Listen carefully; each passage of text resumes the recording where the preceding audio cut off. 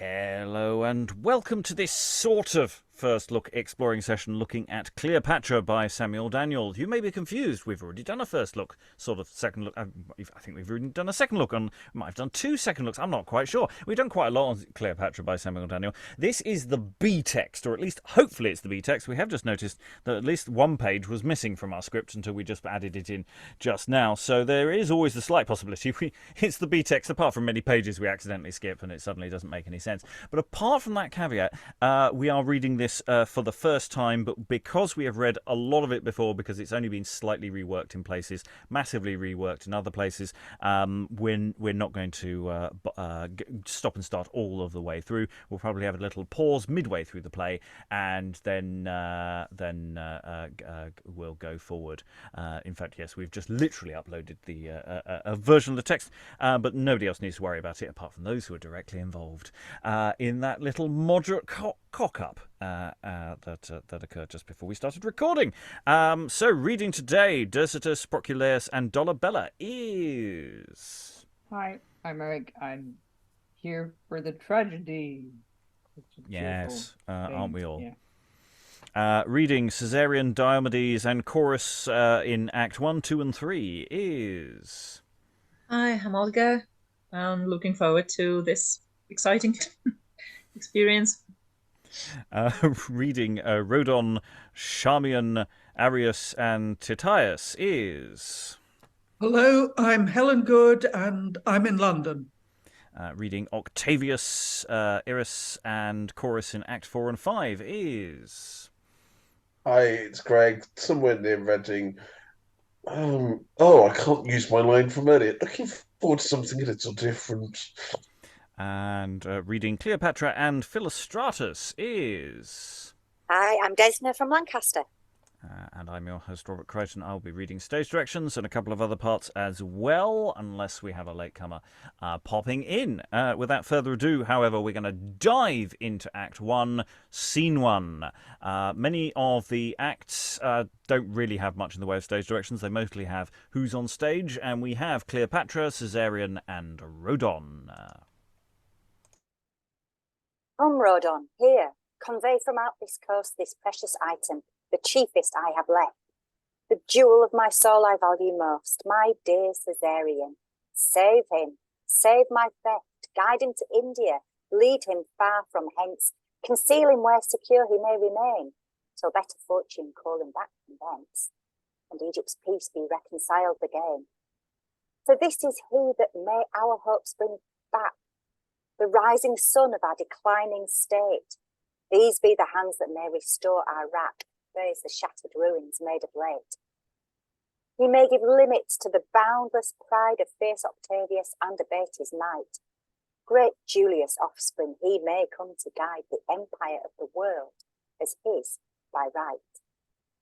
No doubt he may, dear sovereign, when the rage of this confused storm is overpast, that furiously now beats upon this age, and maybe is too violent at last.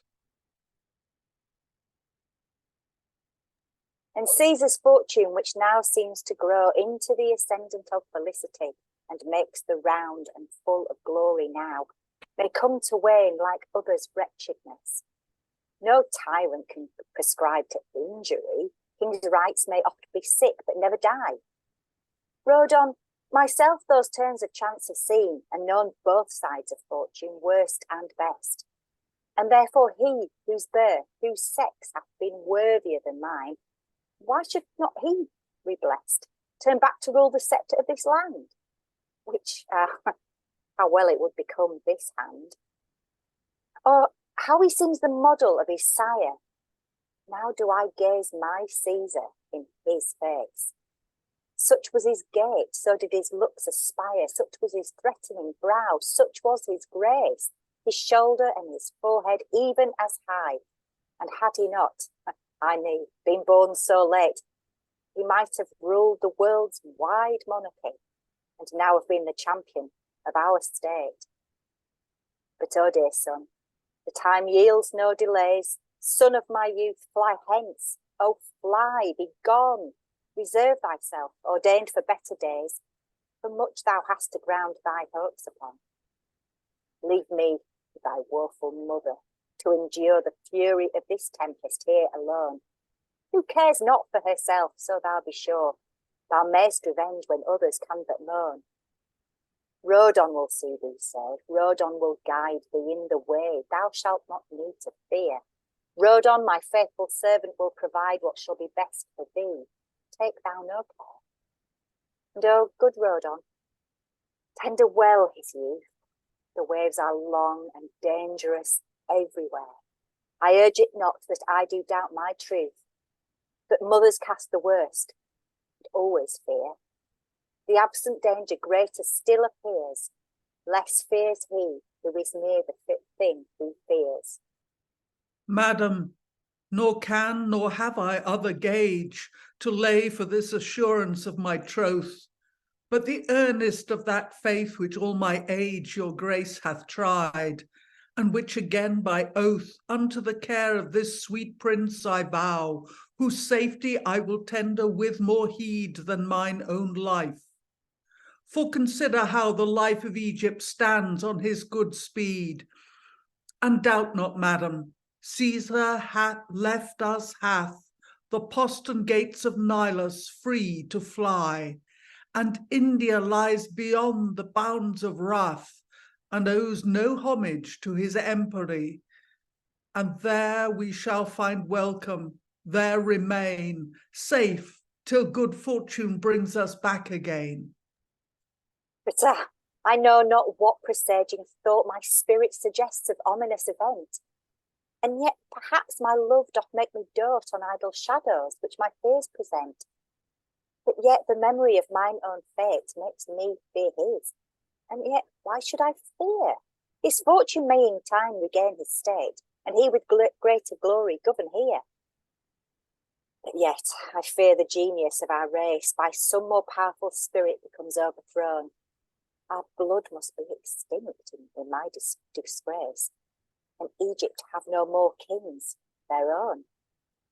Then let him stay, and let us fall together, if it be foredecreed that we must fall. Yet who knows what may come? Let him go thither. What merchant in one vessel ventures all? Let us divide our stars. Go, go, my son, let not the fate of Egypt find you here. Try, if so be thy destiny can shun the common wreck of us by being there. But who is he found ever yet defence against the heavens, or hide him anywhere? Then what need I to send thee so far hence to seek thy death, that mayst as well die here, and die here like with thy mother, die in rest, not travelling to what will come to thee?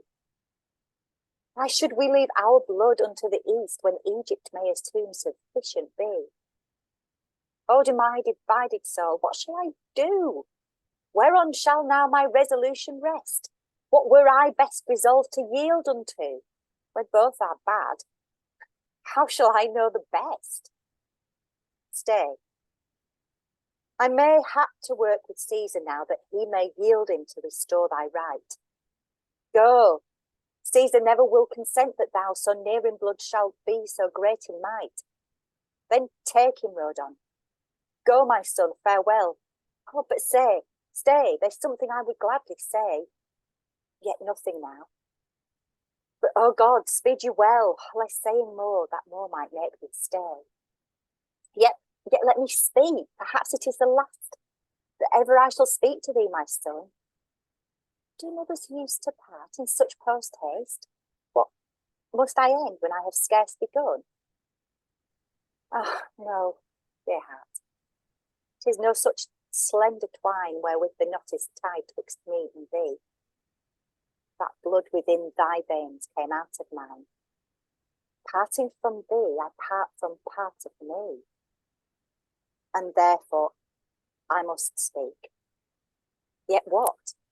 O son, though I have made an end, I have done.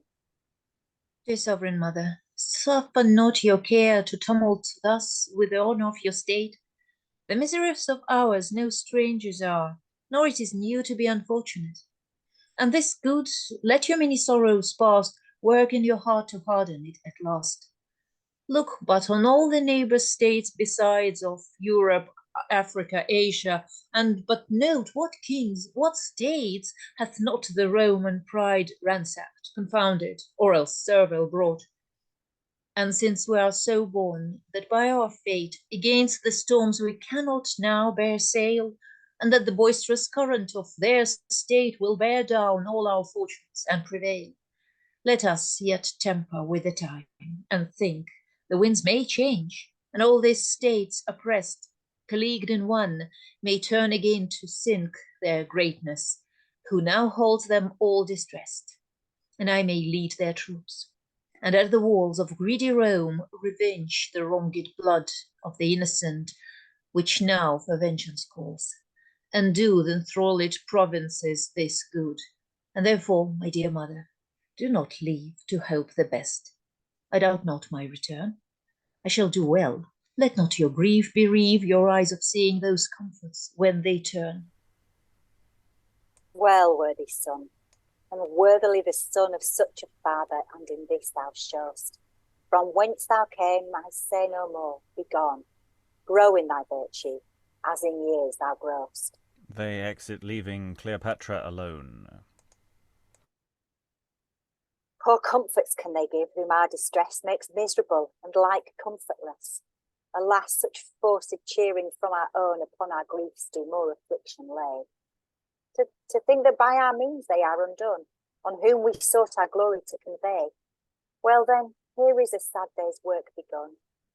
The first, between these arms my Antony expired this day, and whilst I did uphold his struggling limbs in his last ecstasy, the yet unclosed wound which his own sword had made before burst out and bruised my wound.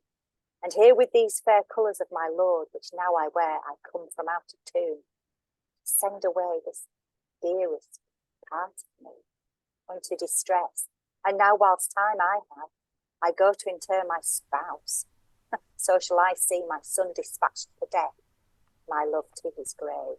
Exit. Act 1, Scene 2, Octavius, Dircetus, and Proculeius.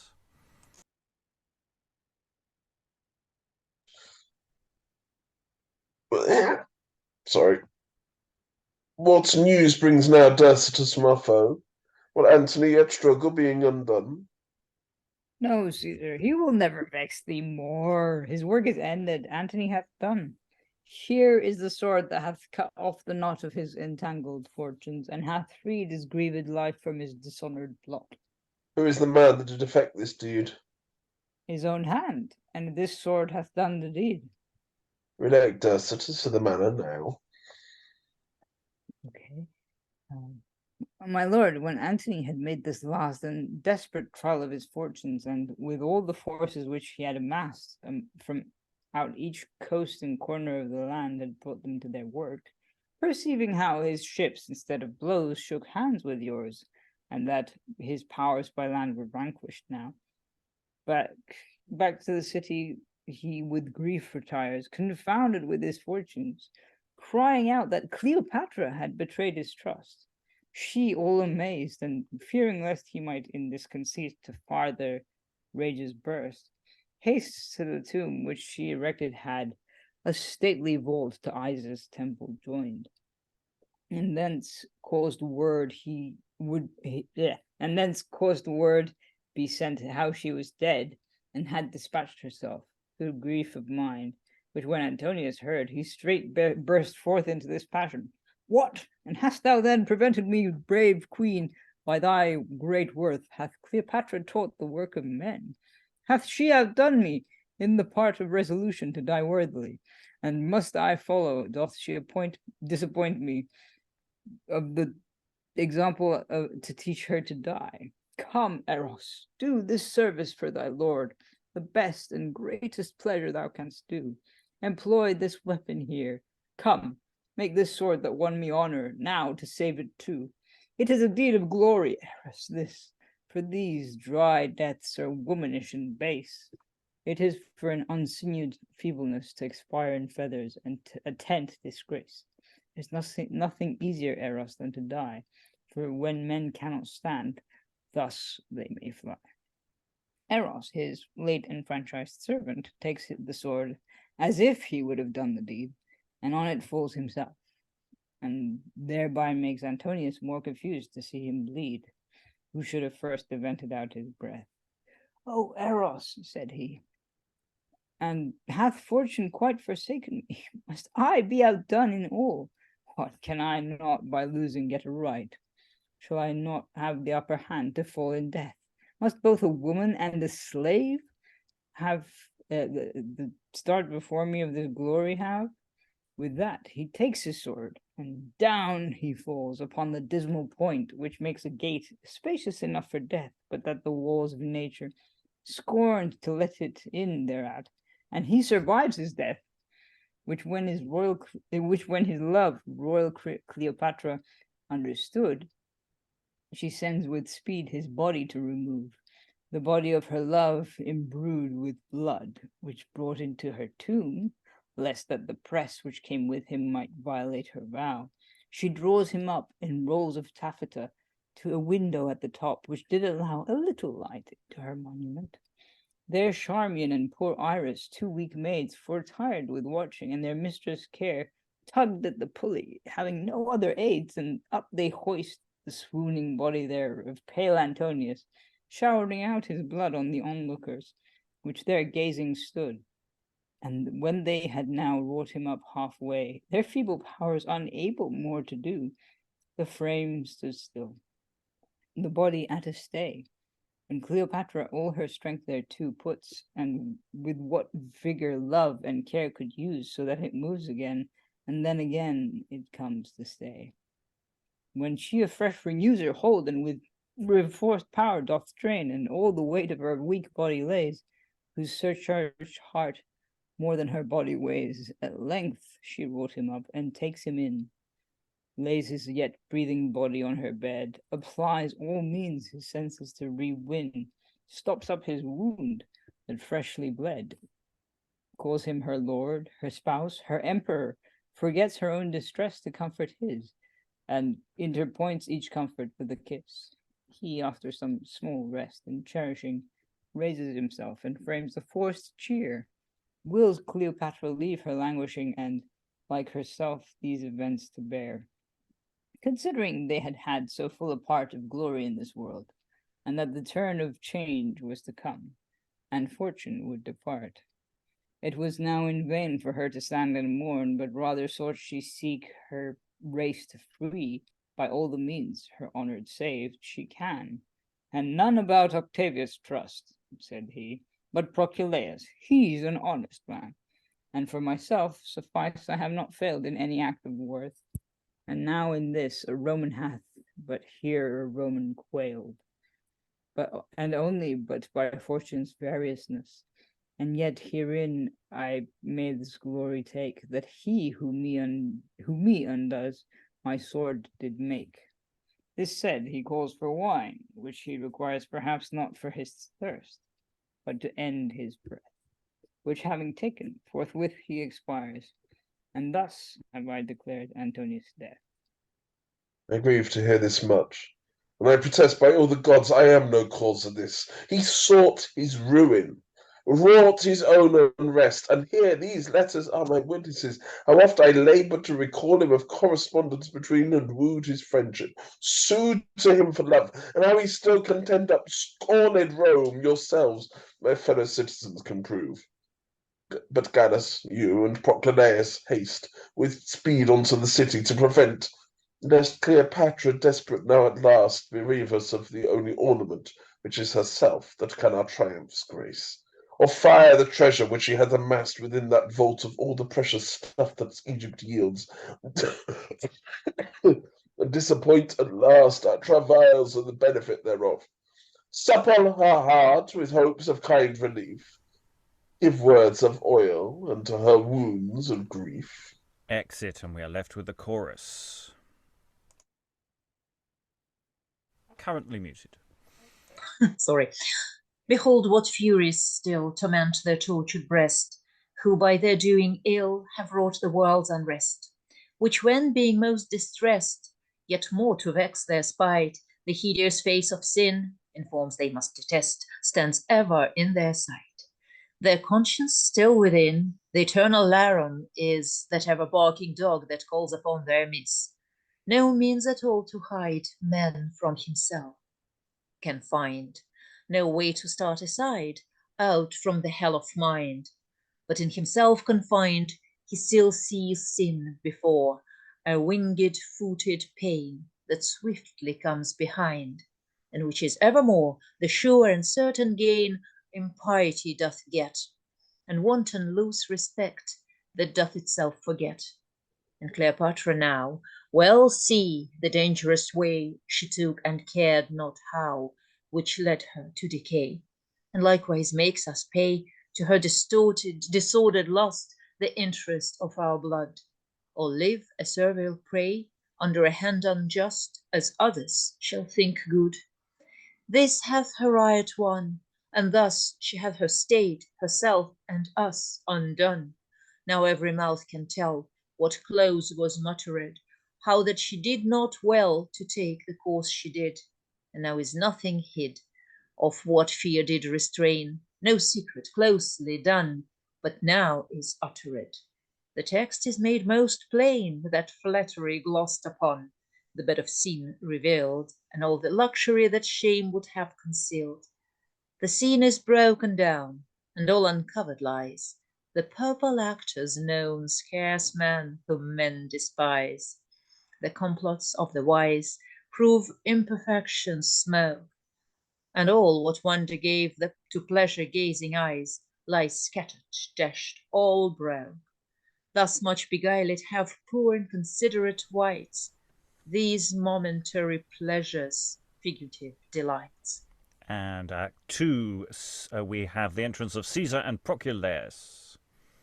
Actually, no, sorry, reading the wrong script. We have Act 2, Scene 1, enter Cleopatra, Charmian. I'm looking at A and B text simultaneously. We have Cleopatra, Charmian, and Iras. Yet do I live, and yet can breath extend my life beyond my life, nor can my grave shut up my griefs, to make my end my end. Will yet confusion have more than I have?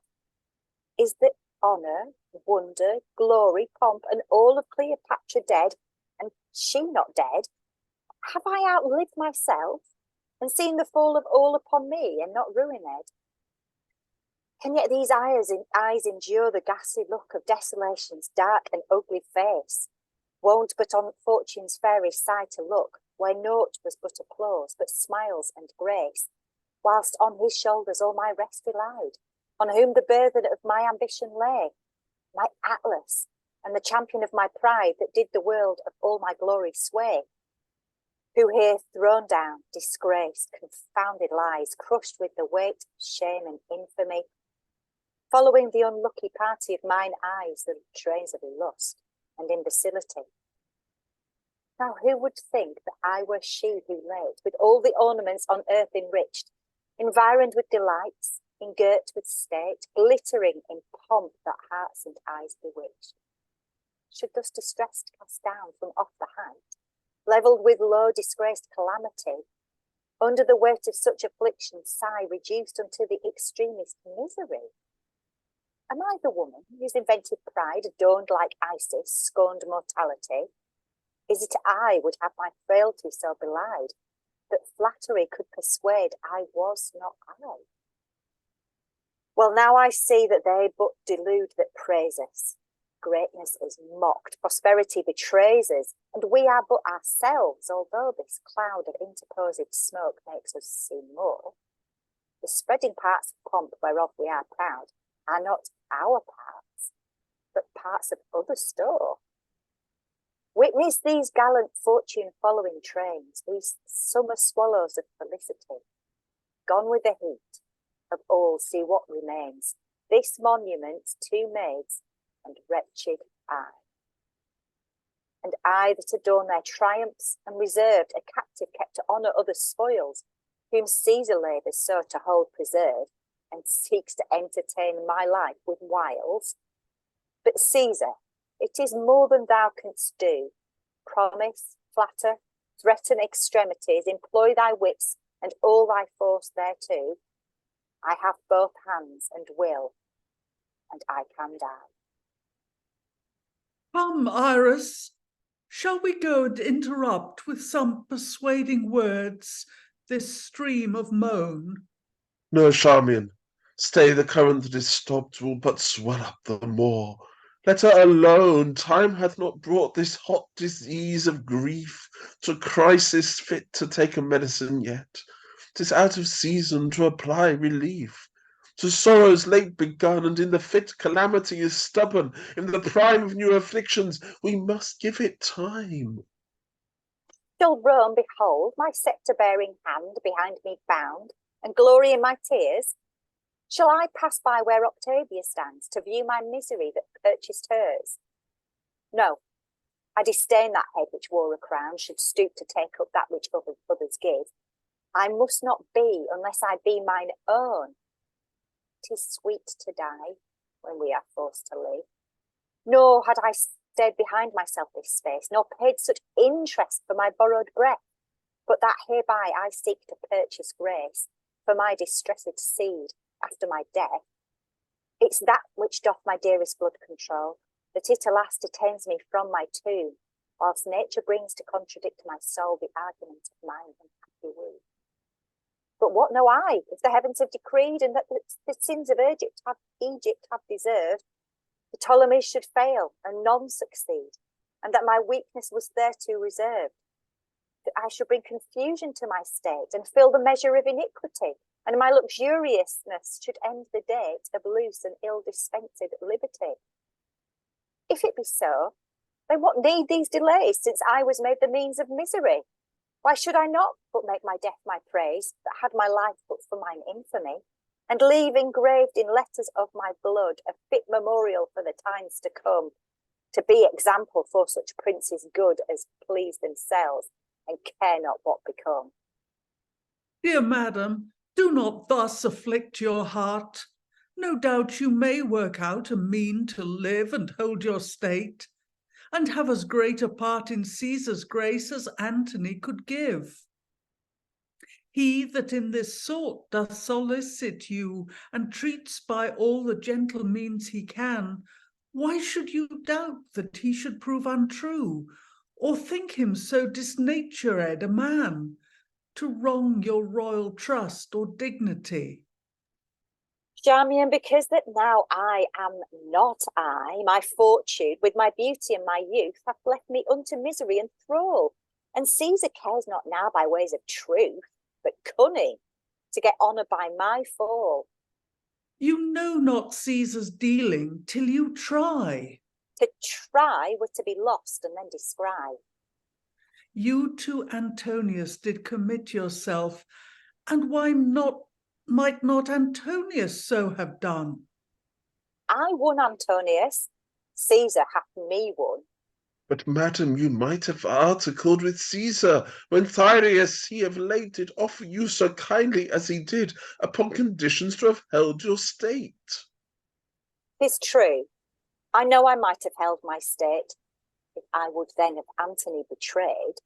And why not now, since Antony is dead, and that Octavius have the end he sought? May not you have what then was offered? On fairer terms, if things were fitly wrought, and that you would not teach him to deny by doubting him or asking fearfully. Fearfully? Iras, peace, I scorn to fear. Who now am got out of the reach of wrath, above the power of pride, what should I fear? The might of men that am at one with death? Speak ye no more to me, I charge you here. What, will you too, who still have took my part in all my fortunes, now conspire with fear to make me mutiny against my heart? No, Antony, because the world takes note that it was my weakness that hath ruined thee, and my ambitious practices of thought the motive and the cause of all to be. My constancy shall undeceive their minds, and I will bring the witness of my blood to testify my fortitude, that binds my equal love to fall with him I stood. Though God thou knowest, this stain is wrongly laid upon my soul, whom ill success makes ill, and my condemned misfortune hath no aid against proud luck that argues what it will. Defects I grant I had, but this was the worst, that being the first to fall, I did not first. Though I perhaps could lighten mine own side with some excuse of my constrained case, drawn down with power but that were to divide, my shame to stand alone in my disgrace. To clear me so would show my affections naught, and make the excuse more heinous than the fault, since if I should our errors disunite, I should confound affliction's only rest, that from stern death even steals a sad delight, to die with friends, and with the like distress. And I confess me bound to sacrifice to death, and thee the life that doth reprove me. Our like distress I feel doth sympathise, and now affliction makes me truly love thee. When heretofore my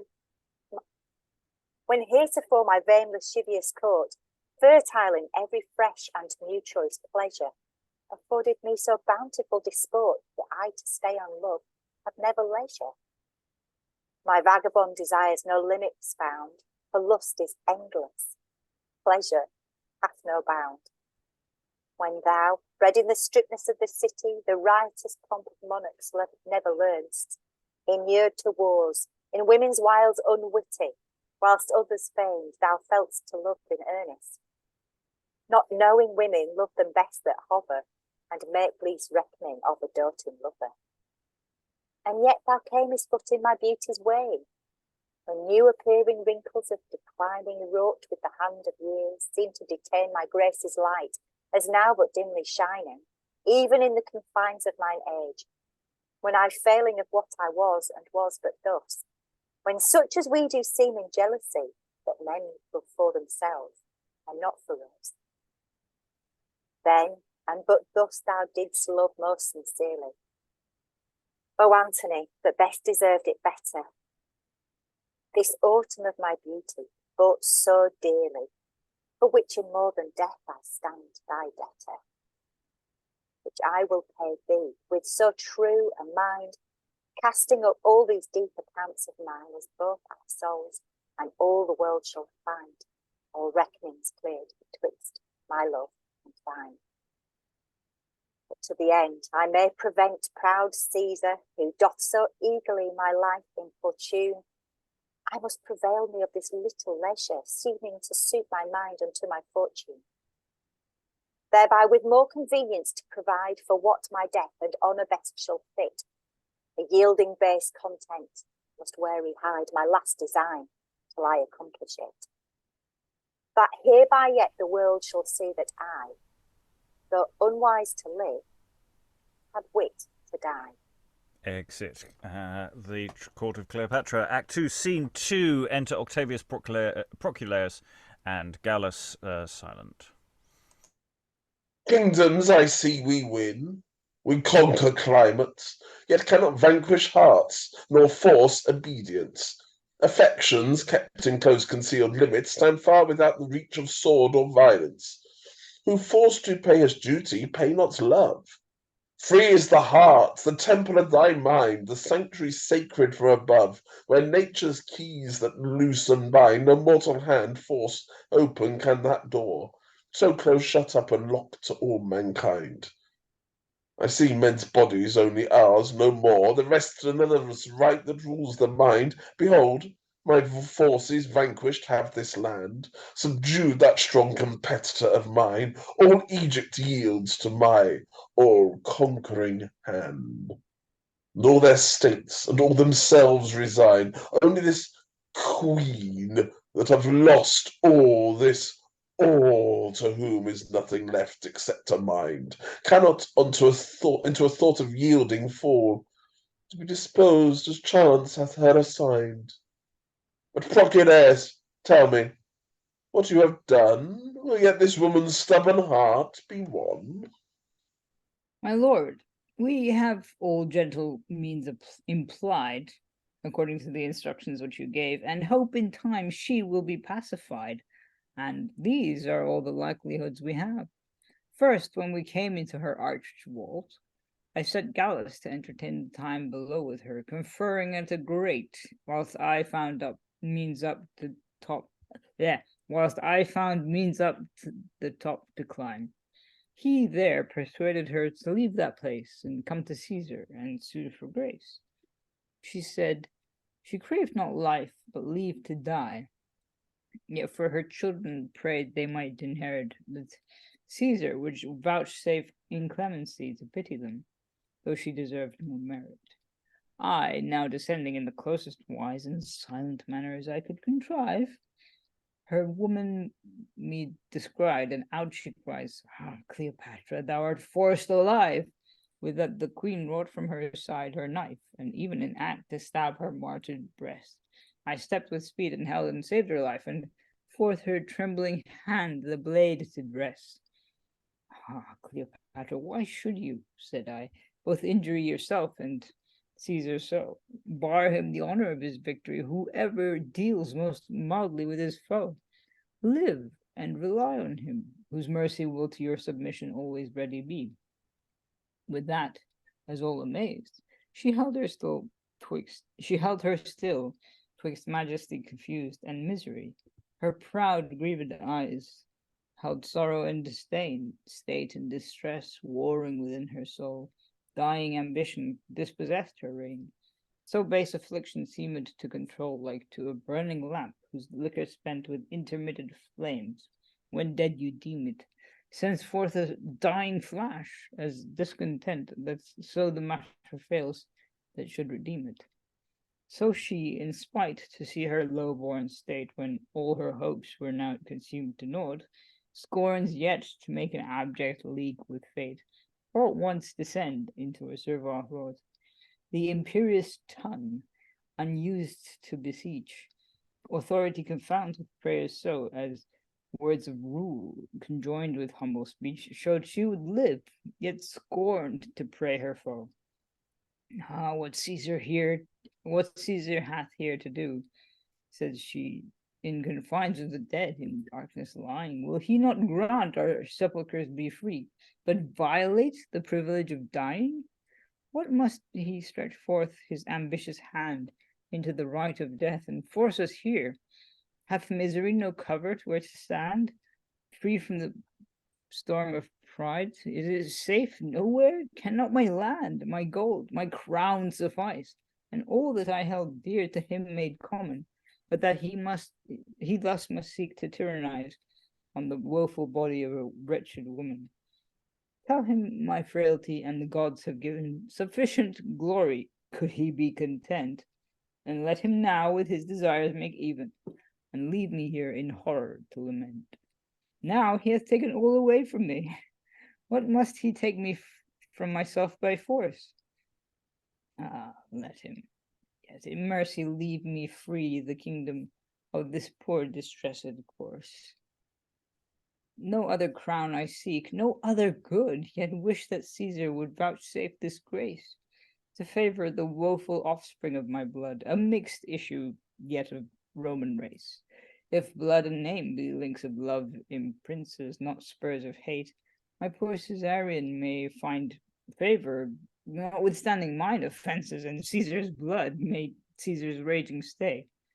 But if that with the torrent of my fall, all must be wrapped with furious violence, and no respect or no regard at all can aught with nature or with blood dispense, then be it so, if needs it must be so. There stays and shrinks in the horror of her state. When I began to mitigate her woe, and your great mercies unto her relate, and wished her not despair, but rather come and sue for grace, and shake off all vain fears, no doubt she should obtain as gentle doom as she desired, both for herself and hers, wherewith at last she seemed well pacified, and gave great shows to be content to live, and said she was resolved your doom to abide, and to accept what favor you would give, and therewithal craved only what she might perform some obsequies unto the course of her dead love, according to her right, and in the meantime might be free from force. I, granting from thy part this her request, left her for then, as seeming well in rest. Do you think she will remain so still? I think and do assure myself she will. Ah, Private thoughts aim wide from princes' hearts, whose states allow them not to act their own parts. What, 'tis her safety to come yield to thee. But 'tis more honour for her to die free. She may by yielding work her children good. Princes respect their honour more than their blood. Can princes' power dispense with nature then? To be a prince is more than to be a man. There is none but have in time persuaded been. And so might she too, were she not a queen. Diverse respects will force her be reclaimed. Princes like lions never will be tamed. A private man may yield and care not how, but greater hearts will break before they bow. And sure I fear she will not condescend to live to grace our spoils with her disgrace. But yet let still a wary trooper tend to guard her person and to watch the place, and well observe with whom she doth confer, and shortly will myself go visit her. They exit chorus for Act 2. Stern and imperious Nemesis, daughter of justice, most severe, that art the world's great arbitress and queen of causes reigning here, whose swift sure hand is ever near, eternal justice, righting wrong, who never yet deferrest long the proud's decay, the weak's redress, but through thy power everywhere dost raise the great and raise the less made great dost ruin too, to show the earth what heaven can do.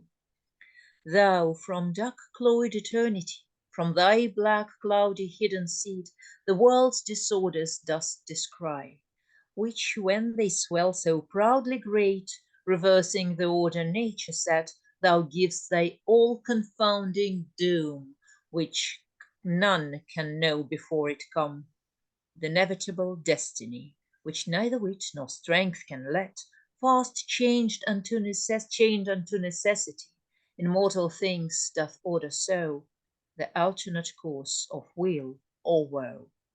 Oh, how the powers of heaven do play with travailed mortality, and doth the weakness still betray in their best prosperity, when being lifted up so high, they look beyond themselves so far, that to themselves they take no care, while swift confusion down doth lay their late proud mounting vanity, bringing their glory to decay, and with the ruin of their fall extinguish people, state, and all. But is it justice that all we, the innocent poor multitude, for great men's faults should punished be, and to destruction thus pursued? Why should the heavens us include within the compass of their fall, who of themselves procured all? Or do the gods in close decree occasion take how to extrude man from the earth with cruelty? Oh no, the gods are ever just, our faults excuse their rigour must. This is the period fate set down to Egypt's fat prosperity, which now unto her greatest groan must perish thus, by cause must die. And some must be the causes why this revolution must be wrought, as born to bring their state to naught, to change the people and the crown, and purge the world's iniquity, which vice so far hath overgrown, as we, so they that treat us thus must one day perish like to us. Act 3, Scene 1. We have Philostratus and Arius, two philosophers. How deeply, Arius, am I bound to thee, that saved from death this wretched life of mine, obtaining Caesar's gentle grace for me, when I of all help else despaired but thine. Although I see in such a woeful state life is not that which should be much desired, since all our glories come to end their dates, our country's honour and our own expired, now that the hand of wrath hath overgone us, and that we live in the arms of our dead mother, with blood under our feet, mine upon us, and in a land most wretched of all other, when yet we reckon our life our dearest good, and so we live, we care not how we live, so deep we feel impressed in our blood, that touch which nature with our breath did give, and yet what blasts of words hath learning found to blow against the fear of death and dying, what comforts unsick eloquence can sound. And yet all fails us in the point of trying, For whilst we reason with the breath of safety, without the compass of destruction living, what precepts show we then? What courage lofty, in taxing others' fears, in counsel giving? When all this air of sweet contrived words proves but weak armour to defend the heart, for when this ship of life pale terror boards, where are our precepts then? Where is our art? Oh, who is he that from himself can turn, that bears about the body of a man, who doth not toil and labour to adjourn the day of death by any means he can? All this I speak to the end myself to excuse, for my base begging of a servile breath, wherein I my profession did abuse, so shamefully to seek to avoid my death. Philostratus, that same desire to live possesses all alike, and grieve not then. No privilege philosophy doth give, though we speak more than men. We are but men, and yet in truth these miseries to see, wherein we stand in most extreme distress, might to ourselves sufficient motives be to loathe this life, and weigh our death the less. For never age could better testify what feeble footing pride and greatness hath, how soon improvident prosperity comes caught and ruined in the day of wrath. See how dismayed confusion keep those streets, that naught but mirth and music late resounded. How nothing with our eye but horror meets, our state, our wealth, our glory, all confounded. Yet what weak sight did not discern from far this black arising tempest, all confounding?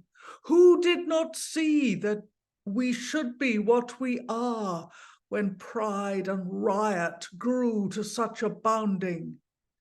When dissolute impiety possessed the unrespective minds of prince and people, when insolent security found rest in wanton thoughts, with lust and ease made feeble, then when unwary peace with fat-fed pleasure new fresh invented riot still detected, purchased with all the Ptolemy's rich treasure, our laws, our gods, our mysteries neglected. Who saw not how this confluence of vice, this inundation of disorders would engulf this state in the end, that no device our utter overwhelming could withhold? Oh, thou and I have heard and read and known of mighty lands, are woefully encumbered and framed by them examples for our own, which now among examples must be numbered. For this decree a law from high is given, an ancient canon of eternal date, in consistory of the stars of heaven, entered the book of unavoided fate, that no state can, in the height of happiness, in the exaltation of their glory, stand, but thither once arrived, declining less, do wreck themselves, or fall by others' hand. Thus doth the ever-changing course of things run a perpetual circle, ever turning, and that same day that highest glory brings us to the point of back returning. For senseless sensuality doth ever accompany our loose felicity, a fatal witch whose charms doth leave us never, till we leave all confused with misery. When yet ourselves must be the cause we fall, although the same be first decreed on high, our error still must bear the blame of all. Thus must it be. Earth asked not heaven why. Yet mighty men with wary, jealous hand strive to cut off all obstacles of fear, all whatsoever seems but to withstand their least conceit of quiet held so dear, and so entrench themselves with blood, with crimes, with all injustice of their fears dispose. Yet for all this we see how oftentimes the means they work to keep are means to lose. And sure, I cannot see how this can lie with great Augustus' safety and renown, to extinguish thus the race of Antony, and Cleopatra to confirm his own. Why must their issue be extinguished? It must. Antyllus is already dead. And what, Caesarion, sprung of Caesar's blood? A plurality of Caesars are not good. Alas, what hurt procures his feeble arm? Not for it doth, but that it may do harm. Then when it offers hurt, repress the same. Men seek to quench a spark before it flame. 'Tis humane and innocent to kill. Such innocents seldom remain so still. They think his death will further tumult cease. Competitors are subjects' miseries, and to the end to purchase public peace, great men are made the people's sacrifice. But see, where Caesar comes, himself to try and work the mind of our distressed queen, to apprehend some empty hope whereby she may be drawn to have her fortune seen. Though I think Rome shall never see that face that quelled her champion's blush in base disgrace. They exit into Act 3, Scene 2. Enter Caesar, Cleopatra, Seleucus, and Dollabella. Just a note, I won't be reading in-scene stage directions. They're all inferred. Use them as guidance. What, Cleopatra, dost thou doubt so much of Caesar's mercy that thou hides thy face? Or think you your offences can be such as they surmount the measure of our grace? O Caesar, not for that I fly thy sight. My soul this sad retire of sorrow chose, but that my grieved soul abhorring light likes best in darkness and my disgrace t'enclose. And here, in those close limits of despair, this solitary horror where I bide, I thought not ever Roman should repair more after him who here distressed died. And yet now here, at thy conquering feet I lie, a captive soul that never thought to bow, whose happy foot of rule and majesty stood late on that same ground thou standest now.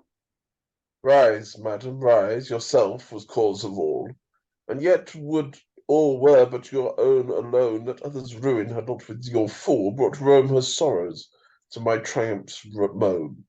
For you dissolve that league and love of blood which makes my winning joy again unpleasing, who cannot now look unto our good, but through the horror of our own blood shedding, and all we must attribute unto you.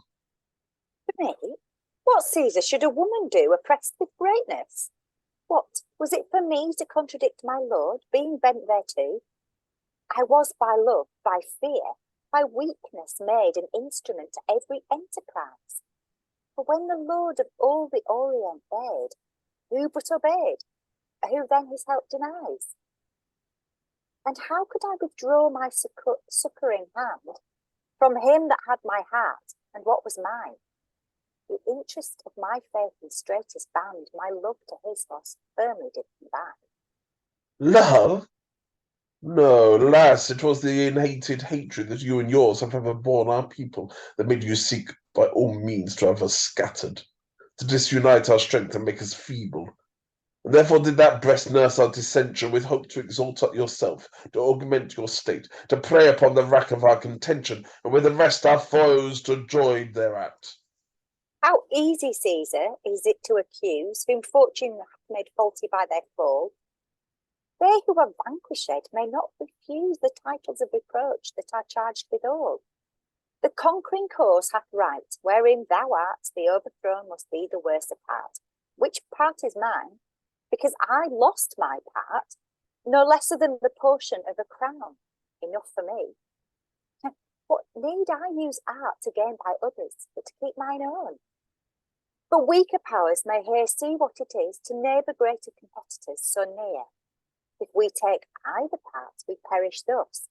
If neutral stand, both parties we must fear. Alas, what shall the forced partakers do when they must aid, and yet must perish too? But Caesar, since thy right or cause is such, weigh not so heavy on calamity, depress not the afflicted overmuch. Thy chiefest glory is thy lenity. The inheritance of mercy from him take, of whom thou hast thy fortune and thy name. Great Caesar me a queen at first did make, and let not Caesar now confound the same.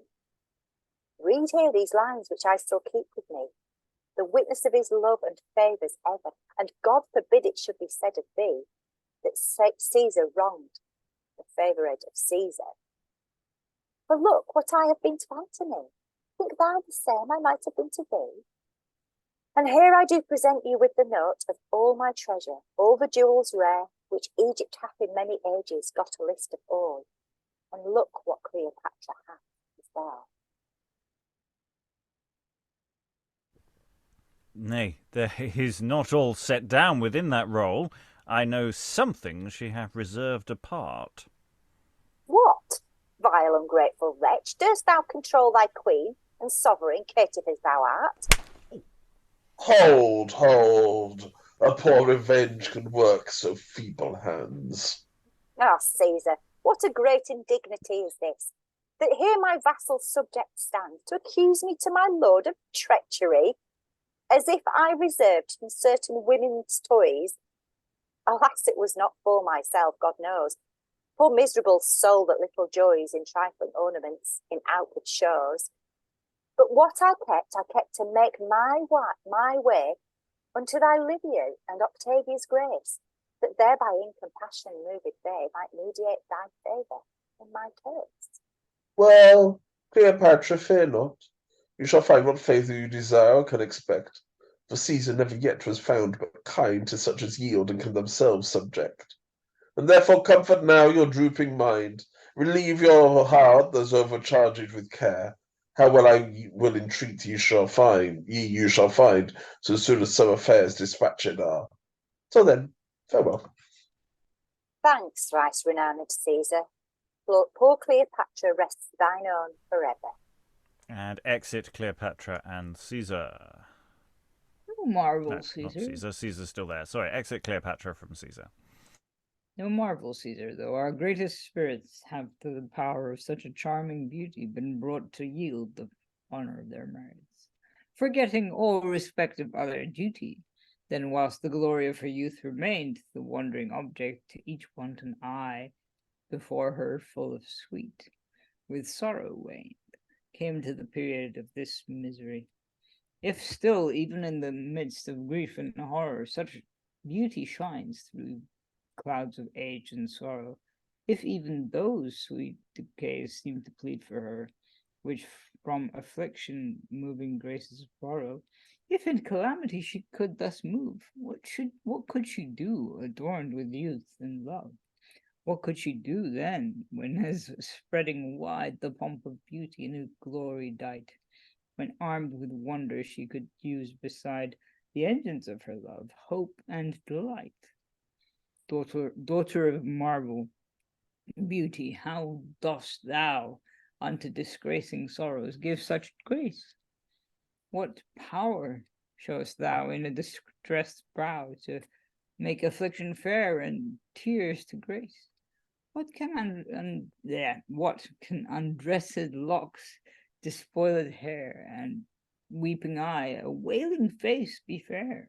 I see then artless feature may content, and that true beauty needs no ornament. What impassioned, Dollabella? What? Take heed. Let others' fresh examples charm this heat. You see what mischiefs these vain humours breed, when once they come our judgments to defeat. Indeed, I saw she laboured to impart her sweetest graces in her saddest cheer, presuming on that face that knew the art to move with what respect soever 'twere. But all in vain. She takes her arms aim amiss, the ground and mark her level much deceives. Time now have altered all, for neither is she as she was, nor we as she conceives. And therefore, now 'tis fit she were more sage. Folly in youth is sin, madness in age. And for my part, I seek but to entertain in her some feeding hope to draw her forth. The greatest trophy that my toil shall gain is to bring home a prize of such worth. And now, since she doth seem so well content to be disposed by us, without more stay, she with her children shall to Rome be sent, whilst I by Syria after take my way. And they exit, leaving us with chorus for Act 3. Opinion, how dost thou molest the affected mind of restless man, who following thee never can, nor ever shall attain to rest, forgetting what thou say'st is best, yet lo, that best he finds far wide of what thou promisedst before, for in the same he looked for more, which proves but small when once he's tried. Then something else thou find'st beside, to draw him still from thought to thought, when in the end all proves but naught. Farther from rest he finds him then, than at the first when he began. O malcontent, seducing guest, contriver of our greatest woes, which born of wind and fed with shows, dost nurse thyself in thine unrest, judging ungotten things the best, or what thou in conceit design'st, and all things in the world dost deem not as they are, but as they seem, which shows thou ill definest, and livest to come in present pinest. O mind's tormentor, body's rack, vain promiser of that sweet rest which never any yet possessed, if we unto ambition tend, then dost thou draw our weakness on with vain imagination of that which never hath an end. Or if that lust we apprehend, how doth that pleasant plague infest? O what strange forms of luxury thou straight dost cast to entice us by, and tell'st us that is ever best which we have never yet possessed, and that more pleasure rests beside in something that we have not tried. And when the same likewise is had, then all is one and all is bad. This Antony can say is true, and Cleopatra knows 'tis so by the experience of their woe. She can say she never knew, but that last found pleasures knew, and was never satisfied. He can say by proof of toil, ambition is a vulture vile, that feeds upon the heart of pride, and finds no rest when all is tried. The world cannot confine but one, and other lists and bounds hath none, and both subvert the mind, the state, procure destruction, envy, hate. And now when all this is proved vain, yet opinion lives not here, but sticks to Cleopatra near, persuading now how she shall gain honour by death and fame attain. And what a shame it were to live, her kingdom lost, her lover dead. And so with this persuasion led, despair doth such a courage give, that naught else can her mind relieve, nor yet divert her from that thought. To this conclusion all is brought. This is that rest this vain world lends, to end in death, that all things ends. And Act 4, Scene 1, enter Seleucus and Rodon. Friend Rodon, never in a better hour could I have met a friend than I do now, having affliction in the greatest power upon my soul, and none to tell it to. For 'tis some ease our sorrows to reveal, if they to whom we shall impart our woes seem but to feel a part of what we feel, and meet us with a sigh but at a close. And never, friend Seleucus, found'st thou one that better could bear such a part with thee, who by his own knows others' care to moan, and can in like accord of grief agree, and therefore tell the oppression of thy heart, tell to an ear prepared and tuned to care, and I will likewise unto thee impart as sad a tale as that thou shalt declare. So shall we both like our mournful plaints combine. I will lament thy state, thou pity mine. Well, then thou know'st how I have lived in grace with Cleopatra, and esteemed in court as one of counsel and of worthy place, and ever held my credit in that sort, till now in this late shifting of our state, when thinking to have used a mean to climb, and fled the wretched flown into the great, following the fortune of the present time, I come to be disgraced and ruined clean. For having all the secrets of the queen revealed to Caesar, to have favour won, my treachery hath purchased due disgrace. My falsehoods loathed, and not without great reason. For princes though they get, yet in this case they hate the traitor, though they love the treason. For how could he imagine I could be entire to him, being false unto mine own, and false to such a worthy queen as she, as had me raised, by whom my state was grown? He saw 'twas not for zeal to him I bear, but for base fear, and my estate to settle. Weakness is false, and faith in cowards rare. Fear finds out shifts, timidity is subtle, and therefore scorned of him, scorned of mine own, hateful to all that look into my state, despise Seleucus, now is only grown the mark of infamy that's pointed at. Oh, 'tis much thou sayest, and too much to feel, and I do pity and lament thy fall. But yet all this which thou dost here reveal, compared with mine, will make thine seem but small. Although my fault be in the selfsame kind, yet in degree far greater, far more hateful.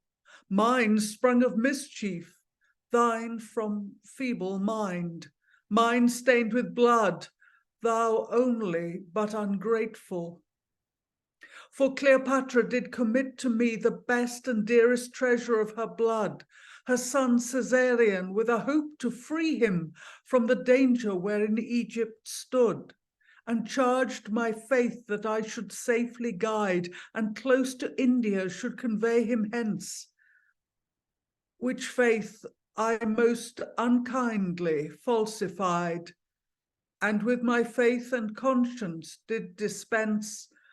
For scarce were we arrived unto the shore, but Caesar, having knowledge of our way, had sent an agent thither, sent before to labour me, Caesarion, to betray, who with rewards and promises so large assailed me then that I grew soon content, and back again did reconvey my charge, pretending that Octavius for him sent to make him king of Egypt presently, and in their hands have left him now to die. But how hath Caesar since rewarded thee? As he hath thee, and I expect the same, as Theodorus had to fall to me, and with as great extremity of shame, for Theodorus, when he had betrayed young Antilos, son of Antony, and at his death from off his neck conveyed a jewel, which being asked he did deny, Caesar occasion took to hang him straight. Such instruments with princes live not long, though they must use those actors of deceit, yet still their sight seems to upbraid their wrong, and therefore they must needs this danger run, and in the net of their own guile be caught. They may not live to brag what they have done, for what is done is not the prince's fault. But here comes Cleopatra, woeful queen, and our shame will not that we should be seen. And they exit as Act 4, Scene 2, enter Cleopatra, Charmian, Iras, and Diomedes. What, hath my face yet power to win a lover? Can this torn remnant serve to grace me so, that that it can Caesar's secret plots discover what he intends with me and mine to do. Why then, poor beauty, thou hast done thy last, and best good service thou couldst ever do me. For now the time of death revealed thou hast, which in my life did serve but to undo me. Here Dollabella, far forsooth in love, writes now that Caesar means forthwith to send both me and mine the heir of Rome to prove, there his triumphant chariot to attend. I thank the man both for his love and letter. The one comes fit to warn me thus before, for the other I must die his debtor, for Cleopatra now can love no more. Come, Diomedes, thou who hast been warning all my fortunes, and art still all one, whom the amazing ruin of my fall never deterred to leave calamity, as did those other smooth state pleasures all, who followed but my fortune, and not me. 'Tis thou must do a service for thy queen, wherein thy loyalty must work her best. Thy honest care and duty shall be seen performing this more than in all the rest. Thou must seek out with all thy industry 2 asps, and convey them close to me. I have a work to do with them in hand, inquire not what, for thou shalt soon see what, if the heavens do not my designs withstand.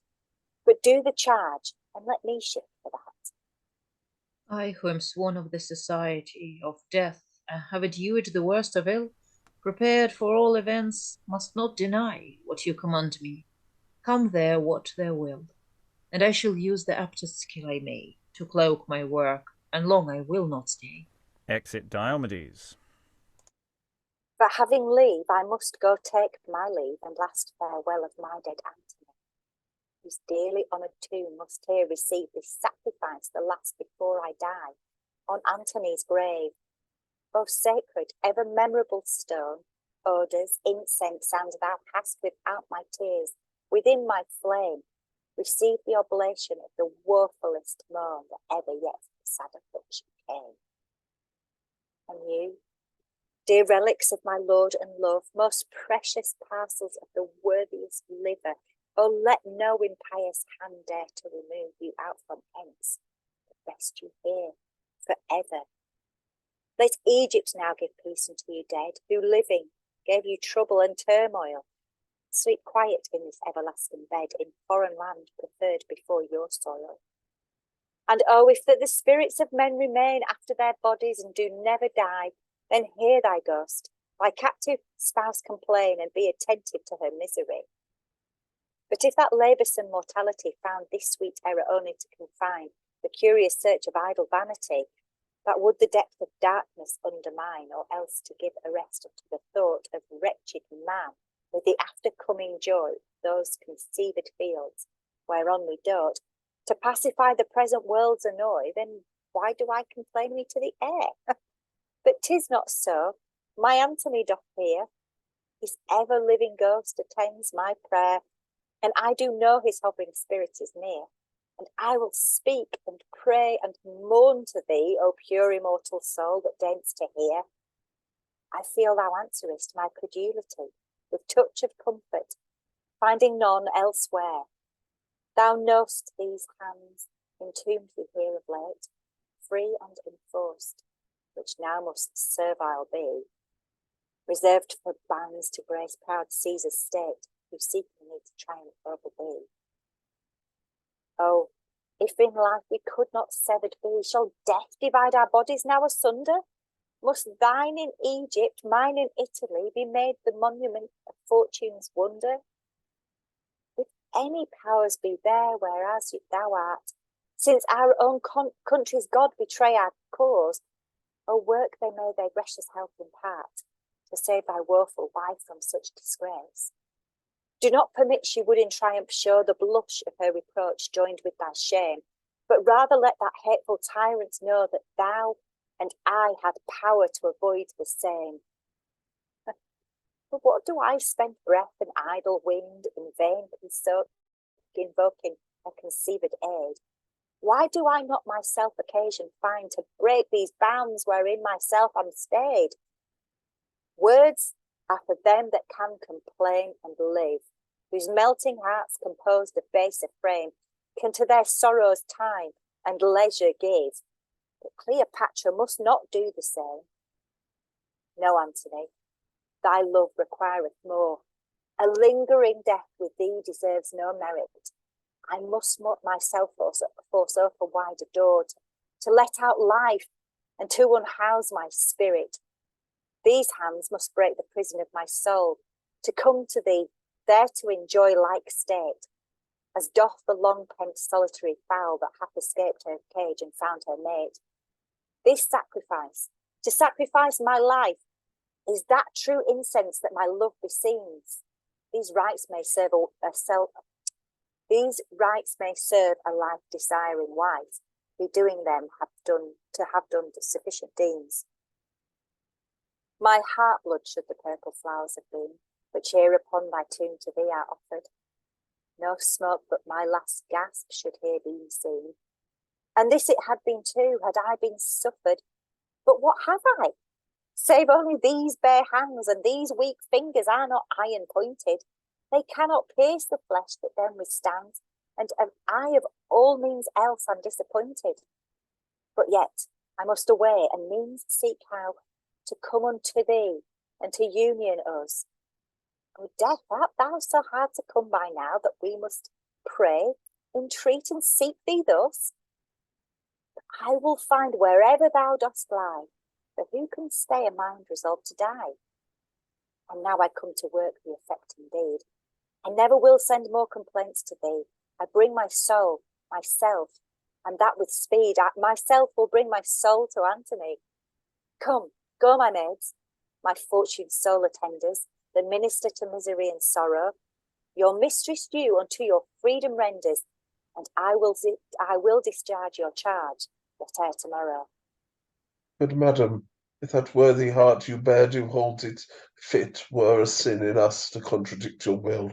But yet we fear the world will censure that your doing thus did issue rather out of your despair than resolution, and thereby you lose much of your glory, which would be more fair in suffering than escaping thus your foes.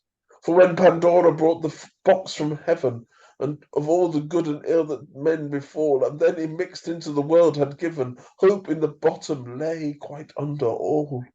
To show that we must still unto the last attend our fortune, for no doubt there may, even at the bottom of afflictions past, be found some happier turn, if we but stay. Iras, that hope is honour's enemy. A traitor unto worth, lies on the ground in the base bottom of civility. The beggar's wealth, a treasure never found, the dream of them that wake, the ghost of the air, that leads men out of knowledge to their graves, a spirit of grosser substance than despair. And let them, Iras, hope that can be slaves, but now I am but only to attend my man's return that brings me my dispatch. God grant his cunning sought a happy end, and that his skill may well beguile my watch. So shall I shun disgrace, leave to be sorry, fly to my love, escape my foe, free my soul. So shall I act the last of life with glory, die like a queen, and rest without control. And exit Act 4, Scene 3, Caesarion with a guard conveying him to execution. Now, gentle God, let me in courtesy rest me a little here and ease my bands. You shall not need to hold me, for your eye may now as well secure you as your hands. Do take your ease, Caesarion, but not long. We have a charge which we must needs perform. Thou here brought back my subtle train to death, betrayed my tutor's faith, or traitors rather, my fault, my blood, and mine offence my birth, for being the son of such a mighty father. And now I'm made the oblation of his fears, who doubts the poor revenge these hands may do him, respecting neither blood, no youth, no years. How small safety can my death be to him? And is this all good of being born great? Then wretched greatness, golden misery, pompous distress, glittering calamity. Is it for this the ambitious fathers sweat, to purchase blood and death for them and theirs? Is this the inheritance that glories get, to leave the state of ruin to their heirs? Then how much better had it been for me, from low descent, derived from humble birth, to have ate the sweet sour bread of poverty, and drunk in Nilus streams in Nilus earth, under the covering of some quiet cottage, free from the wrath of heaven, secure in mind, untouched when proud attempts of princes' dotage embroil the world and ruinate mankind. So had he not impeached their high condition, who must have all things clear, and all made plain between them and the mark of their ambition, that nothing let the prospect of their reign. Where nothing stands, that stands not in submission, whose greatness must all in itself contain. Kings will alone, competitors must down. Near death he stands, who stands too near a crown. Such is my case. Augustus will have all. My blood must seal the assurance of his state. Yet, O weak state, which blood assure him shall, whose wrongful shedding gods and men do hate. Injustice cannot escape and flourish still, though men do not revenge it, the heavens will. And he that thus doth seek with bloody hand to extinguish the offspring of another's race, may find the heavens his vow so to withstand that others may deprive him in like case, when he shall see his proud contentious bed yielding him none of his that may inherit, subvert his blood, place others in their stead, to pay this his injustice her due merit. If it be true, as who can that deny, which sacred priests of Memphis do foresay, some of the offspring yet of Antony shall all the rule of this whole empire sway, and then Augustus, that is it thou gainst, what is it thou gainst by poor Antilla's blood, and this of mine? Nothing but this, thy victory thou stainst, and pull'st the wrath of heaven on thee and thine. In vain doth man contend against the stars, for what he seeks to make, his wisdom mars. But in the meantime, he whom fate reserved the bloody sacrifices of ambition, we feel the smart, whatever they deserve, and we endure the heavy time's condition. The justice of the heavens, revenging thus, doth only satisfy itself, not us. But yet, Caesarion, thou must die content.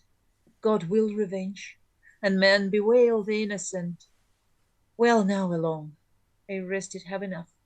Perform the charge, my friends, you have to do. And exit and pass over to a different chorus.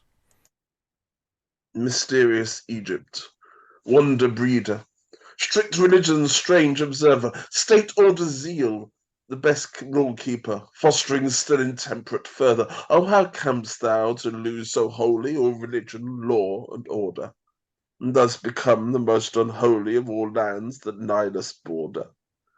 How could confused disorder enter where stern law sate so severely? How durst weak lust and riot venture, the eye of justice looking nearly? Could not those means that make thee great be still the means to keep thy state? Ah, no, the course of things requireth change and alteration ever. That staid continuance man desireth, the constant world yieldeth never. We in our counsels must be blinded, and not see what doth import us, and oftentimes the thing least minded is the thing that most must hurt us. Yet they that have the stern in guiding, 'tis their fault that should prevent it, who when they see their country sliding, for their private are contented. We imitate the greater powers, the princes' manners fashion ours, the example of their light regarding, vulgar looseness much incenses. Vice uncontrolled grows wide enlarging, kings' small faults be great offences. And this has set the window open onto license, lust, and riot. This wry confusion first found it broken, whereby entered our disquiet. Those laws that old Sesostris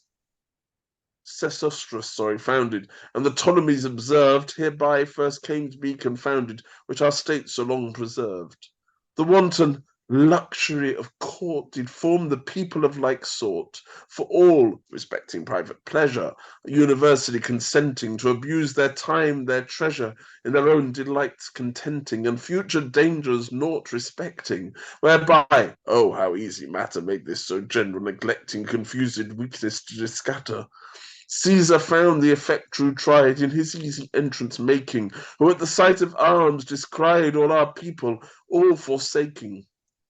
The riot, worse than war, so sore had wasted all our strength before, and thus is Egypt servile rendered to the insolent destroyer, and all their sumptuous treasures tended, all her wealth that did betray her, which poison, oh, if heaven be rightful, may so far infect their senses that Egypt's pleasures so delightful may breed them like the like offences, and Romans learn our way of weaknesses, be instructed in our vices.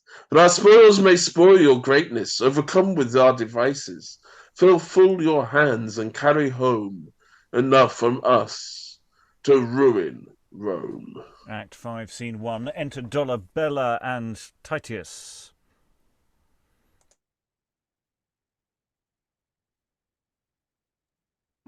Tell me, Titius, every circumstance how Cleopatra did receive my news. Tell every look, each gesture, countenance that she did in my letters reading use. I shall, my lord, so far as I could note, or my conceit observe in any wise. It was the time when, as she having got leave to her dearest dead to sacrifice, and now was issuing out of the monument with odours, incense, garlands in her hand, when I approached, as one from Caesar sent, and did her close thy message to understand. She turns her back, and with her takes me in, reads in thy lines, thy strange, unlooked-for tale, and reads, and smiles, and stares, and doth begin again to read, then blushed, and then was pale, and having ended with a sigh, refolds the letter up with a fixed eye, which steadfast her imagination holds. She mused a while, standing confusedly. At length, "Our friend," says she, "tell thy good lord how dear I hold his pitying of my case, and out of his sweet nature can afford a miserable woman so much grace. Tell him how much my heavy soul doth grieve. Merciless Caesar should so deal with me. Pray him that he the best advice would give, that might divert him from such cruelty. As for my love, say Antony hath all. Say that my heart is gone into the grave with him in whom it rests and ever shall. I have it not myself, nor can it have, yet tell him he shall more command of me than any whosoe'er living can, he that so friendly shows himself to be a worthy Roman and a gentleman. Although his nation, fatal unto me, have had mine age a spoil, my youth a prey, yet his affection must accepted be, that favours one from whom all run away. Ah, he was worthy then to have loved of Cleopatra whilst her glory lasted, before she had declining fortune proved, or seen her honour racked, her flower all blasted. Now there is nothing left but disgrace, nothing but her affliction that can move. Tell Dollabella, one that in her case, poor soul, needs rather pity now than love. But shortly shall thy lord hear more of me. And ending so her speech, no longer stayed, but hastened to the tomb of Antony. And this is all she did and all she said. Sweet distressed lady, what hard heart could choose but pity thee and love thee too? Thy worthiness, the state wherein thou art, requireth both, and both I vow to do. And what my powers and prayers may prevail, I'll join them both to hinder thy disgrace. And even this present day I will not fail to do my best with Caesar in this case. And, sir, even now herself hath letters sent. I met her messengers as I came hither. With some dispatch he to Caesar went. But knowing not what means her sending thither, yet this he told, how Cleopatra late was come from sacrifice, how richly clad was served to dinner with most sumptuous state, and all the bravest ornaments she had. How, having dined, she writes and sends away him straight to Caesar, and commanded them all should depart the tomb, and none to stay but her two maids and one poor countryman. Why, then I know she sends to have audience now, and means to experience what her state can do, to see if majesty will make him bow to what affliction could not move him to. And now, if that she could but bring a view of that rare beauty she in youth possessed, the argument wherewith she overthrew the wit of Julius Caesar and the rest, that happily Augustus might relent, whilst powerful love, far stronger than ambition, might work in him a mind to be content, to grant her asking in the best condition. But being as she is, yet doth she merit to be respected for what she hath been, the wonder of her kind of powerful spirit, a glorious lady and a mighty queen. And now, by a little weakness falling to do that which perhaps she was forced to do. At last, alas, an error is past recalling. Take away weakness, and take women too. But now I go to be thy advocate, sweet Cleopatra. Now I'll use my heart. Thy presence will me greatly animate. Thy face will teach my tongue. Thy love my heart. And they exit Act 5, Scene 2, Cleopatra, Iras, and Charmian. Now, Iris, come, what news hast thou looked out? Is Diomedes coming yet or not? Madam, I have from off the turret top viewed every way. He is not coming yet.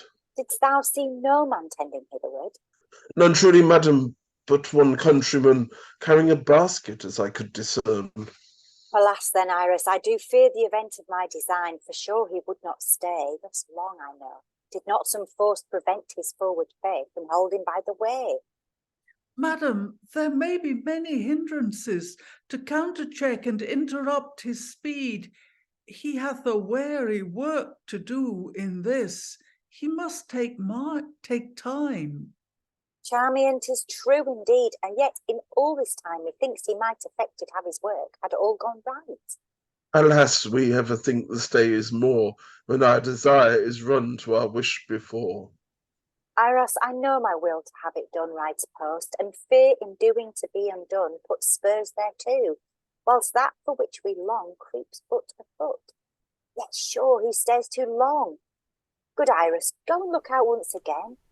Yet stay a while, I know it is in vain.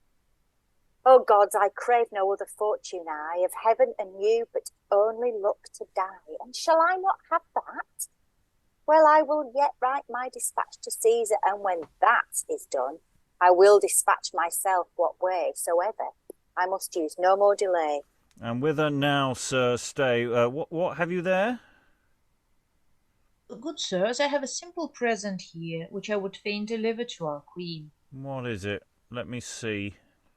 Please you, sir, it is only a few choice figs which I have grown in mine own garden, and are soonest ripe of any hereabout, and every year I used to bring a few unto our queen. I pray my masters take a taste of them, for I assure you they are very good. No, my friend, go on. Bear them in. Now, Iris, look if he be coming yet. See, here he comes. This is that countryman which Iris thou describedst. Oh, happy man! Can such poor rogues beguile a prince's power?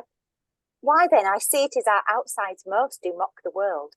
But tell me, are they here? Speak, Diomedes. Madam, they are here. Oh, good ill luck, most fortunate distress. Dear Diomedes, thou hast blessed me now, and here, go take these letters and dismask thyself again. Return to thine own shape, good Diomedes, and give Caesar these. Go, leave me here alone, and need no more. I have but these to keep the death in store. I will not use their help till needs I must. Matters now. Go, Diomedes, go. Good madam, I know well this furniture of death is far more requisite than that life, where such as you cannot endure to be beneath yourselves, debased in state. I go to effect your will as well in this as I have done in that. Only pray our tutelary gods to give success unto the same, and be it what it may. Come, rarest beast that all our Egypt breeds, how dearly welcome art thou now to me. Fairest creature that fair Nilus feeds, methinks I see, and now beholding thee. Better than death, death's office thou dischargest, that with one gentle touch canst free our breath, and in a pleasing sleep our soul enlargest, making ourselves not privy to our death. O welcome now, of wonders wonder chief, that open canst with such an easy key the door of life. Come, gentle cunning thief, that from ourselves so steals ourselves away. And now I sacrifice these arms to death, that lust late dedicated to delights, offering up for my last this last of breath, the complement of my love's dearest rights. What now, false flesh, what? And wilt thou conspire with Caesar too, as thou wert none of ours, to work my shame and hinder my desire, and bend thy ribald parts against my powers? Wouldst thou retain in closure of thy veins that enemy, base life, to let my good? No, no, there is a greater power constrains than can be counterchecked with fearful blood. For to a mind that's great, nothing seems great, and seeing death to be the last of woes and life-lasting disgrace which I shall get, do I lose that have but life to lose? See, not a yielding shrink or touch of fear consents now to bewray least sense of pain. But still in one same sweet unaltered cheer her honour doth her dying spirits retain.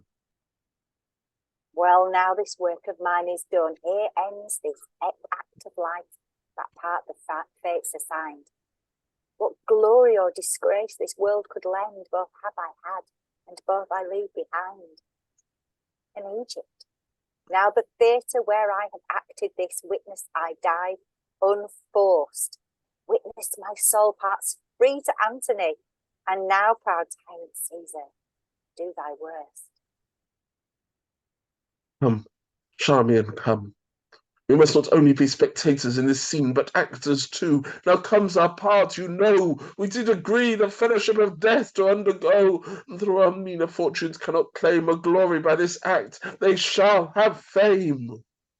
Iras, I am prepared, and here is that will do the deed. And here is it the same. But Iras, I'll begin. It is my place. Nay, Charmian, here I drink a death to thee. I must be first. Indeed, thou hast prevented me. Yet will I have this honour to be last, which shall adorn this head, which must be seen to wear that crown in death, her life held fast, that all the world may see she died a queen. Oh, see this face, the wonder of her life, retains in death a grace that graces death. Colour so lively, cheer so lovely rife, as none would think this beauty could want breath. And in this cheer the impression of a smile doth seem to show she scorns both death and Caesar. The glories that she could then so beguile, and here tells death how well her death doth please her. See, we are come too late. This is dispatched. Caesar is disappointed of this grace. Why, how now, Charmian? What, is this well done? Yea, very well. and she that from that race of so great kings descends, doth best become. And with the stage littered with bodies, we are passed over to the final chorus.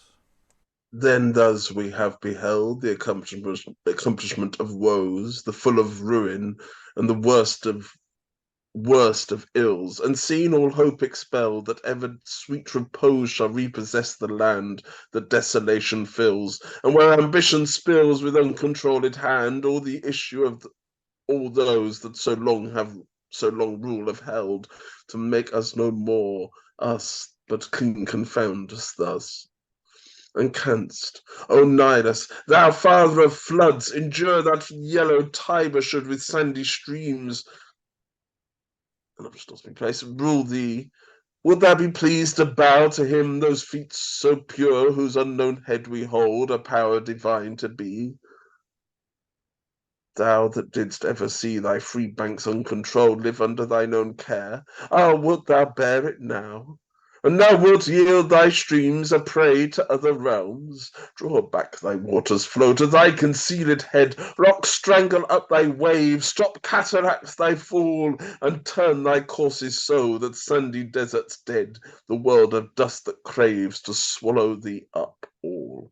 Nay, drink so much as shall revive from vasty graves, a living green which spread, far flourishing may grow on that white face of death, where nothing now draws breath. Fatten some people there, even as thou hast done, with plenty's wanton store and feeble luxury. Them as us prepare, fit for the day of moan, respected not before. Leave levelled Egypt dry, a barren prey to lie, wasted for evermore of plenty's yielding, none to recompense the care of victor's greedy lust, and bring forth naught but dust. And so, O leave to be, sith thou art what thou art, let not our race possess the inheritance of shame, the feet of sin that we have left them for their part, that the yoke of whose distress must still upbraid our blame, telling from whom it came. Our weight of wantonness lies heavy on their heart, who never more shall see the glory of that worth they left who brought us forth. O thou all-seeing light, have high president of heaven, you magistrates the stars of that eternal court of providence of right, are these the bounds you have given? The untraceable bars that limit pride so short is greatness of this sort. The greatness mars, and racks itself self-driven on rocks of our own might. Doth order so, disorders overthrow.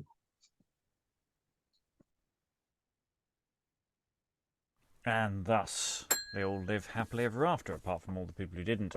For those who've been here for the A-text, it's both very familiar and very different. It is... we are with Cleopatra to the very end. We don't get a report of her death. We actually get to see it.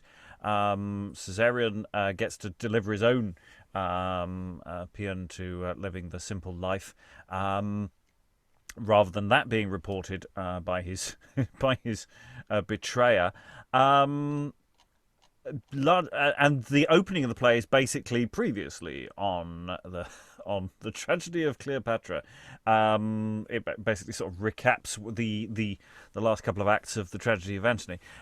So it's really interesting that this text that comes a good 15 years after he first wrote it. There's a lot of tweaking. I think some just general reworking of many word choices in the lines.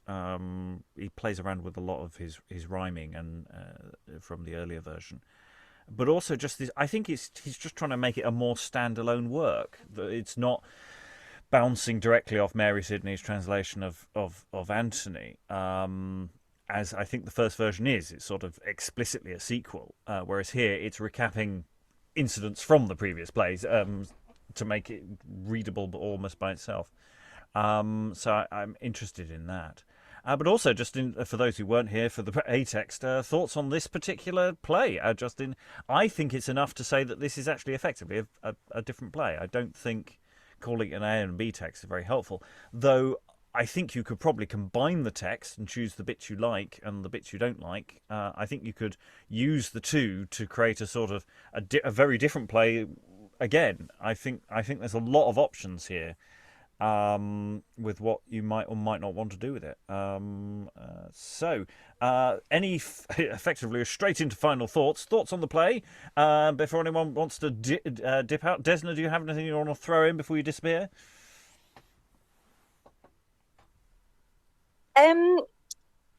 I'd really kind of, I want to say oscillating, but that's not the word I'm looking for. Oscillating thoughts, I'll go with it, throughout, because I recognised quite big chunks from the previous version that we've read. And I wasn't sure if I didn't prefer some of the way in the previous version there was quite a lot of reported action. Yeah. But this was good as well, and it was fun to rattle through it, and it was easier being already familiar with the way the shape of the story was going to take. Yeah, but I'm going to dash now. So yes, no, I know. I am similarly torn because I kind of don't want to. I don't play favourites. There are certain things about the A-text I quite like in its tightness.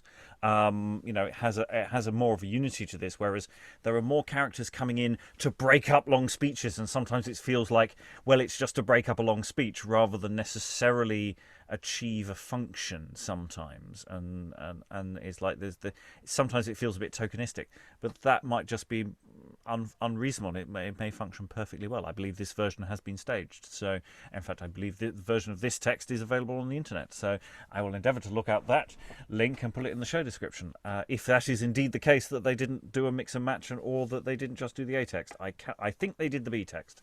I think they did this text, so that is out there. Helen, any final thoughts about the play?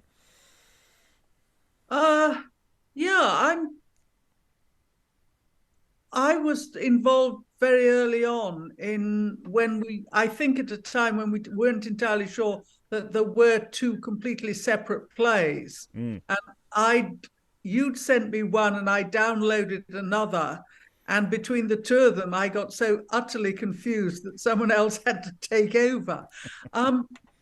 But I do remember saying to myself, this is very French.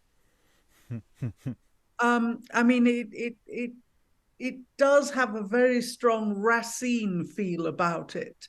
But now you tell me that the Antony play, for which this was originally a sequel, was translated from the French, then that makes a lot more sense to me.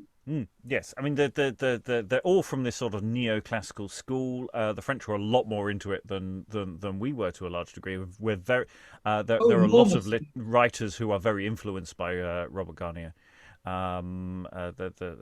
Kidd translated one. There's so there's bobbing about, as well as just your direct Senecan translation as well, of course, because of course it's all coming from Seneca ultimately. Olga, any thoughts? Sorry, yeah, struggling with unmuting. Well, I remember the text A when we read it, and I think I rather enjoyed this a bit more, probably, but it could be only for the reason that I'm getting more used to this neoclassical style, because it is pretty hard to me, I must admit. I rather preferred less reported action here. It makes it a little bit more playable, at least. And it seems like the verse and language is sort of smoother. But this very fact also makes it a bit more, can I say honestly, boring sometimes, because those very long speeches, you just get lullabied. It's not a thing I would recommend anybody to read after 10 p.m. Yeah, it's interesting. I think in the A text, we had the nuntius, the messenger turns up at the end and delivers this long speech about how Cleopatra's dead, and whereas here we see it, and I think in this case that works better. I kind of think I felt the reverse for the Rodon, because I felt the Rodon speech when he talks about the person he's betrayed. And it gives the actors something to do with that speech that I quite liked, and I missed in this version. Yeah, but Caesarion gives a nice speech. It's also very playable. So yeah, there are pretty lovely bits here, but on the whole, it's still the general impression is it is pretty heavy in the style, so it's pretty difficult to stage. I don't know, people maybe were used to listening this huge amount of long speeches. We are not nowadays, so it makes it a little hard and quite difficult for actors to just read immediately. Sight reading, I'm afraid, doesn't work very well for it. Eric, any final thoughts? Actually, I kind of find the last scene the last act interesting, because it was kind of like, instead of getting the long sort of nuntius speech of like, yes, she brought in an asp hidden in a basket and all that stuff. And it's just one person narrating it. You actually get it played out, minus the actual death, I think, because or I don't know. I'm a bit confused as to how it does narrate the death. Yes, the death was definitely mentioned. I think it would be a bit awkward if she still survived this play. Yeah.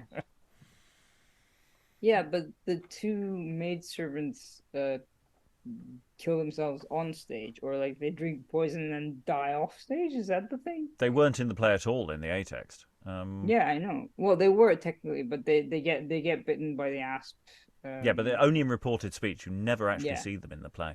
Yeah, which is kind of nice, I guess, in a way. I mean, in this one, I don't know. There are really long speeches, as we've said. We know this. It's the standard. It's the form. Yeah, it's the form.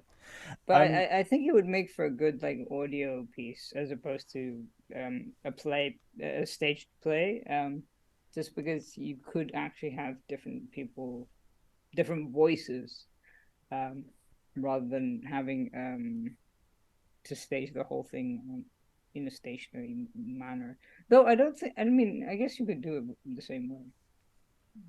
I'm afraid I can't agree about audio piece. So people just will just turn it off. No, you've got to remember, in the middle.